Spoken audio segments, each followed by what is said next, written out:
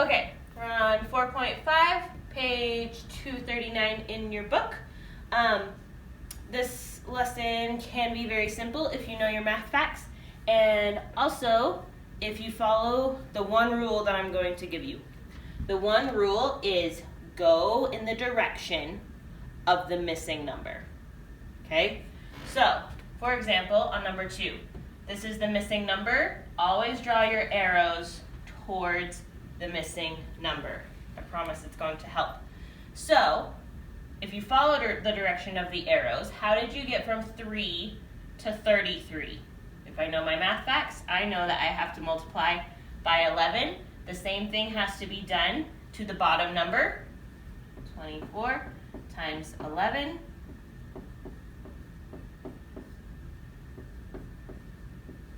This answer is 264. Okay. Number 3. Here is the direction, or here is my missing box. I have to point my arrows in the direction of the missing box. So start on this side. 21 down to 7. I must have divided because I'm going into a lower number. 21 divided by something gets me 7. I know that that is 3. I have to do the same thing with this number as well. Did I say 21? 21 divided by 3 is 7. 27 divided by 3 is going to be 9.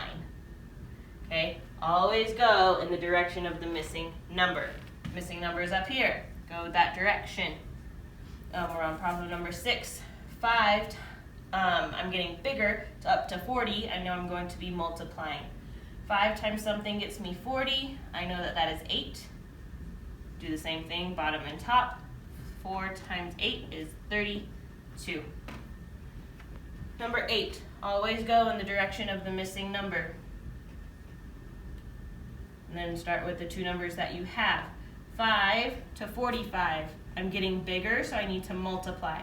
5 times something gets me 45, and I know that that is 9. Do the same thing.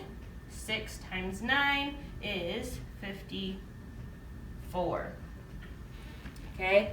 On number 9, it gives you a story problem, and it's saying bees can make 7 pounds of honey for like 1 thing of beeswax or something like that.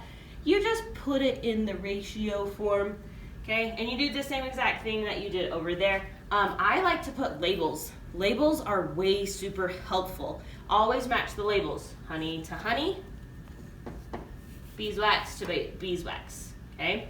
Always go towards the missing number, and then ask yourself, am I getting bigger or am I getting less? Because then you know if you're going to multiply or if you're going to divide. Go with the two numbers that you have. I have 1 and I jump up to 25. I know I'm going to multiply.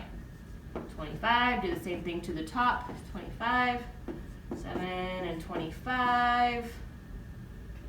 5, 3, 21, 24. That doesn't seem right. Oh, 14,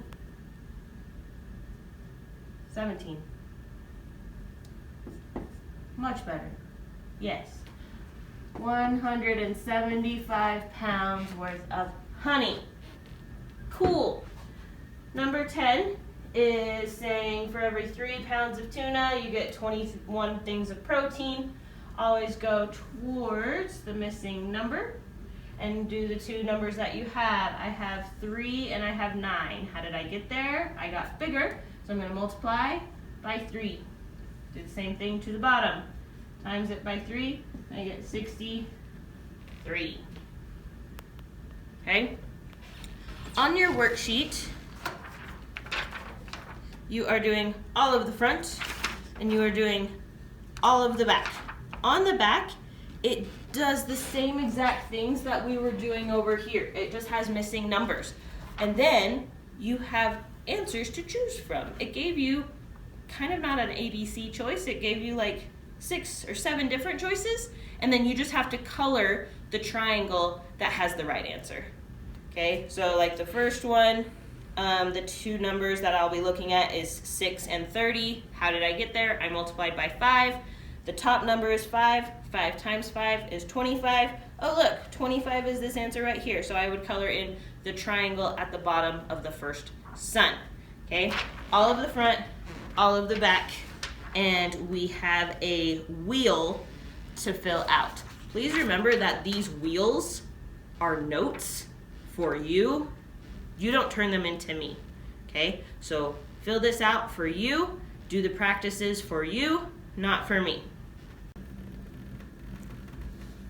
Okay, here is your wheel, and we are starting on the section that says, what is a proportion? I want you, whenever you think proportion, I want you to think equivalent ratios, okay? So it's an equation that shows two equivalent QU ratios, such as 3/4 is equal to 12/16. They follow the same rule. How did I get from 3 to 12? I multiplied by 4. How did I get from 4 to 16? I multiplied by 4. Okay. So it says writing proportions. The very first step, number 1, is write the ratio.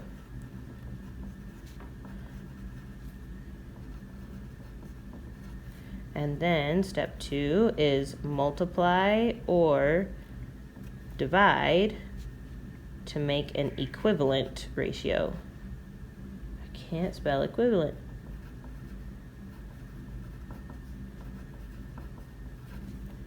Okay, so this one says write a proportion for stars to squares. And if you notice up here, there are stars and squares here.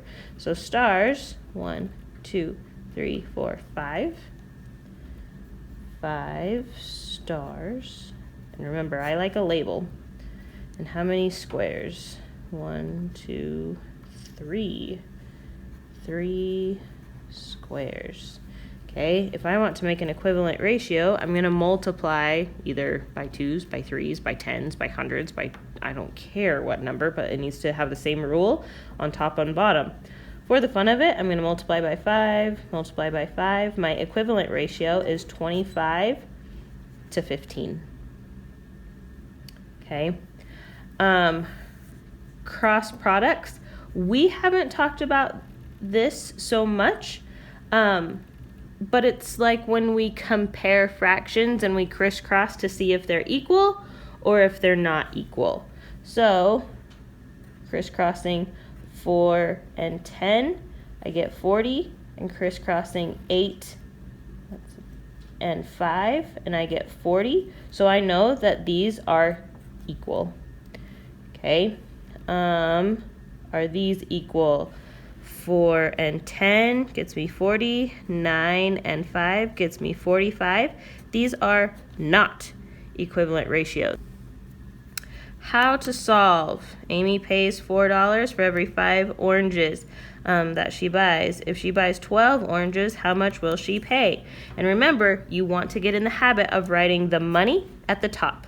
So, my name's Amy. So I pay $4 for every 5 oranges. Okay, oranges. And if I want to buy 12 oranges, how much does that cost? This is kind of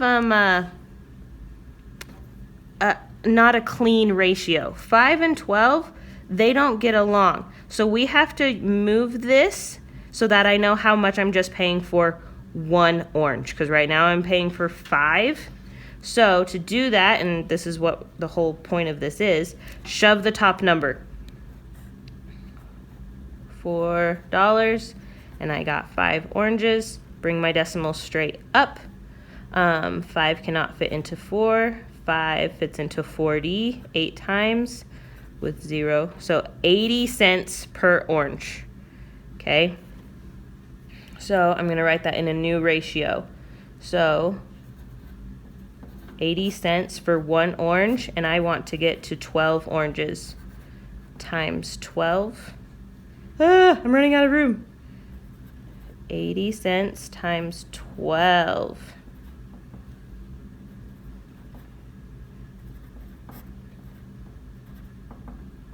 With 2 decimal places, $9.60 is what I will pay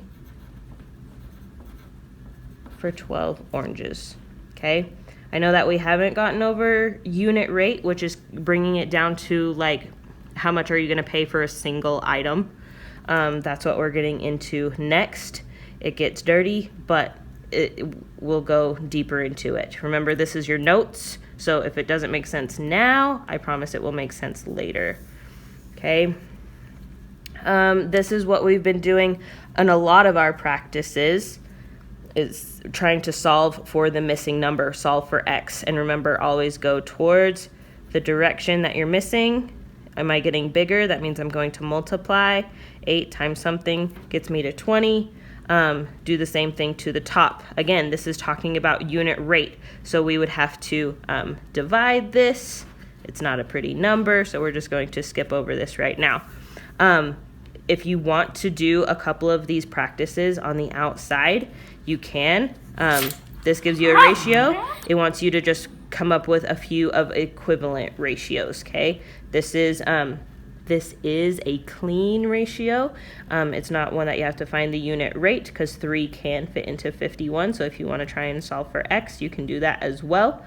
Fill this out. Try and do as many as you can. After you fill this out, you are done with lesson 4.5.